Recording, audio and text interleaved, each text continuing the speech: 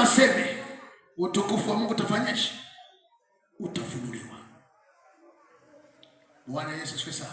Amina. Natamani siku ya leo kwako utukufu wa Mungu ukafunuliwe katika haya ninayozungumza na wewe sasa hivi. Roho Mtakatifu akujalie kuingia ndani na kuona kwamba utukufu wa Mungu utafunuliwa kwako kama utasimama kwenye chanzo.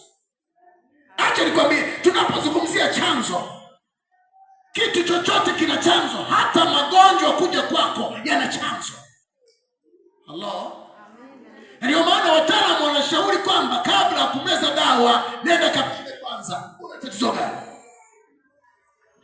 ili uweze kupatia dawa, ili uweze kupatia ule ugonjwa dawa ambayo ni dawa yenyewe. Maana huo ugonjwa ndio nao una chanzo. Bwana sifiwe sana. Kuna kijana mmoja alikuja kututembelea hapa, ametoka kutokea Kigoma. Sasa kama ameugua, kuna kitu kina sio anahitaji, kuna kitu kinaotaka kwenye ulimi.